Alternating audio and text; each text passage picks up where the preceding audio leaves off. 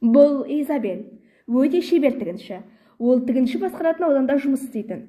Изабель тігіншілікте нағыз суретші болды. Әр тігісті егжей-тегжейлі орындады. Және оны көптеген тұтынушылар жақсы көрді. Алайда Изабель өте арманшыл еді. Ол мәңгілік тігінші болғысы келмеді. Және әрқашан өзінің барлық адамдар үшін сұлу болуын армандады. Изабель, сіз не туралы армандайсыз? Жақсы, армандауға ешкім тыйым салмайды ғой. Өкінішке орай, бұл рас болса қандай керемет. Менде саған бірдеңе бар. Армандауға уақыт болмас үшін ханымның пальтосын жөндеп бере аласыңыз ба? Бұл графияның өтініші еді. Мен мұндай сандақ сүйек пальтоға бірінші рет қол тигізуім. Керемет, мен оны бір рет киіп көрсем жақсы болар еді.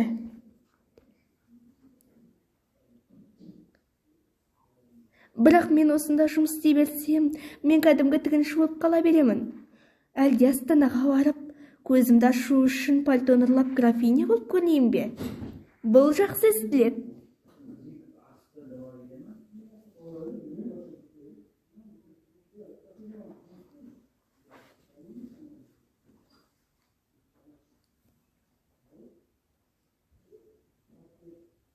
Нағыз ақсүйекке ұқсаймын, солай емес пе? Егер Астанаға барсам, сонда қарапайым халық менің кім екенімді білмейді. Бәрі шын ақсүйектерде қарсы алып бас иеді.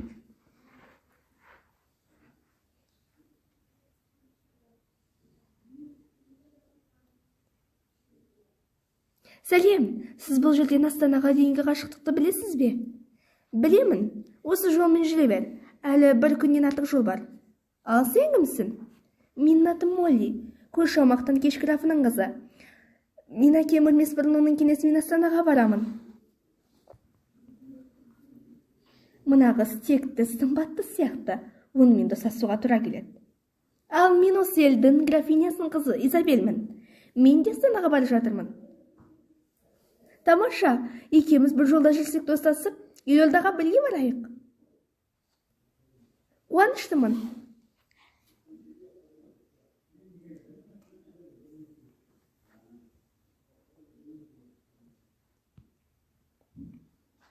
Көзімді ашу үшін елордаға шытырман оқиға үшін келдім. Сен ше? Біз бұрыннан жақын доспыз. Сондықтан оны енді сенен жасырмаймын. Негізі мен өзімнің туған әкемді осы патшалықтан табу үшін сарайға келдім. Не? Бірақ сіз бала кезіңізден графпен бірге өмір сүрдім демедіңіз бе? Иә, мені граф өсірді. Бірақ ол мені асырап алған әкем ғана.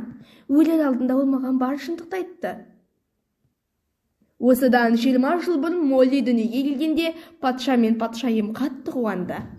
Алайда патшаның досы оны тауып алып, болжам жасайды. Молли сарайда қалса, патшалыққа қауіп төндіреді. Сондықтан патша ханшайымды сарайдан шығарып жіберу керек. Молли ересек болғанша ол осында оралуы мүмкін.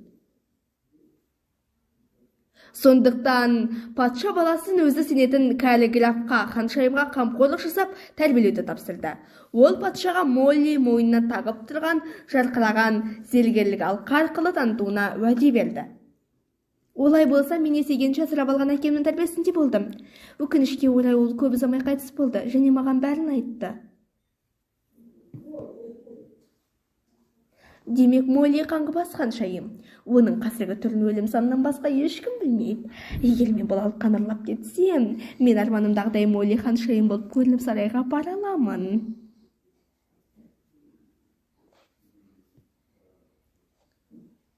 Сондықтан мен түсінемін. Жарайды, мұнайма, тезірек демалып ал, мен қадағалаймын. Онда рахмет. Міне, ұстадым. Моллидің кепілге алған алқасы. Керемет. Осы уәдемен бұдан былай мен Молли ханшайым боламын. Мен қазір Астанаға баруым керек.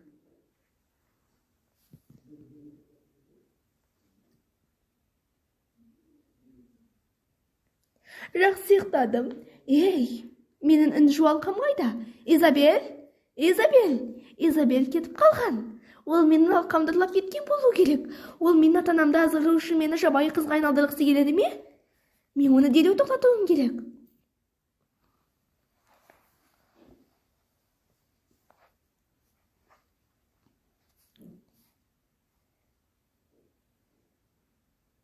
Ой, бұл Моллидің кепілдеген жуалқасы.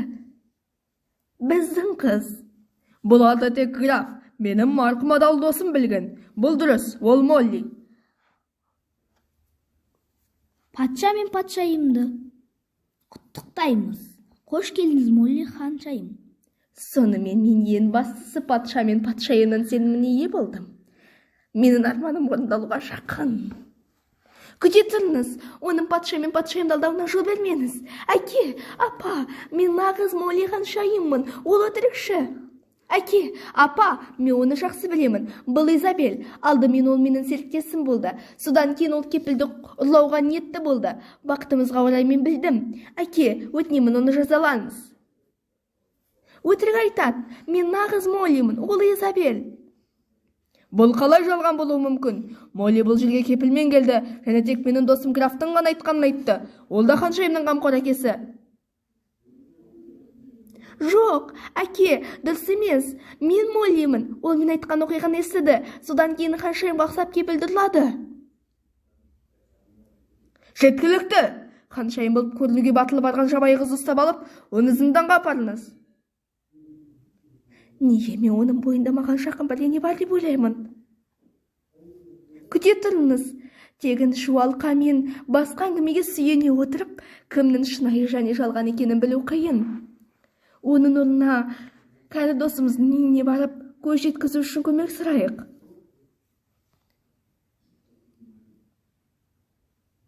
Жақсы, егер солай болса, онда екеуін Молли ханшайыммен басқалайық. Нағыз ханшайымның кім екенін анықтау үшін біз келесіңдер. Енді не істеуім керек? Молли не білет, мен де білемін. Анау достары құдай емес, нағыз ханшайымның қандай екенін ажырата алмайды. Қорқатын ештеңе жоқ. Ең бастысы патша жұмыста менің жағымда.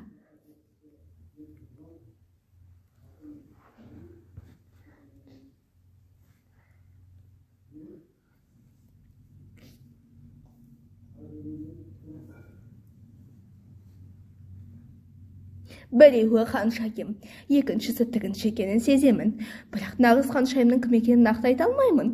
Менде жалғанның өзін көрсетуге болатын жолы бар. Бұл патшаның менімен біраз ынтымақтасуын талап етеді.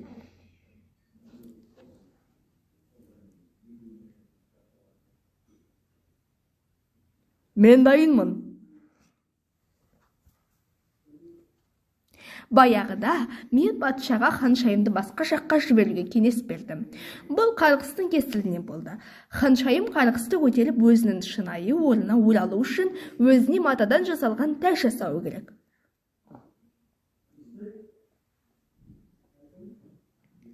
Дұрыс. Сондықтан мен ханшайым Моллиге қажетті өнер тігу дағдысына үйретуін өтіндім. Графқа жібердім. Айтпақшы, мен тексергім келеді. Ең әдемі тәж қалпағын кім жасай алады? Бұл нағыз ханшайым. Кәне бастайық.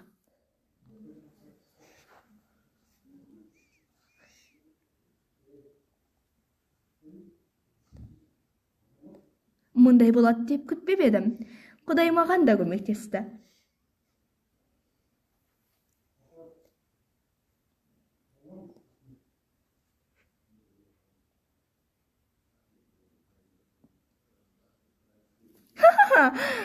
Менің тәжім дайын. Мына сұлуды көріп тұрсыздар ма? Не болып жатыр?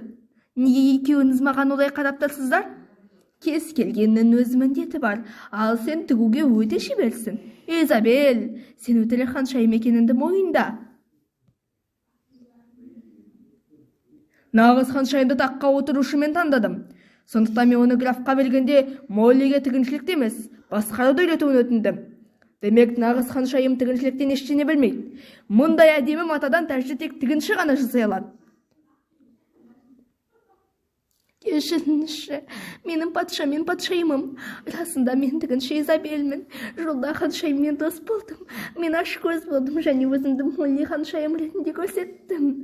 Мен кешіріңіз.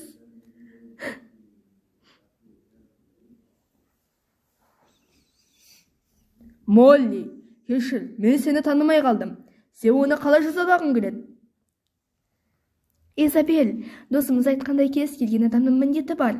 Тігінші атақты болу үшін енелерді пайдалануы керек. Басына тәж кигісі келетін иллюзияларға ашкөз болмауы керек. Достарыңмен адал бол. Және адамдарға мейірімді болу делін. Менің ойымша, Изабель сабақ алды. Өтінемін, оны кешіріңіз. Шынымды айтсам, сіздің талантыңызға тәнтімін. Сондықтан мен сені сарайға тігінші етіп алғым келеді. Сен не ойлайсың? Сонында бәрі сарайға оралды. Өздерінің шынайы орындарына оралды.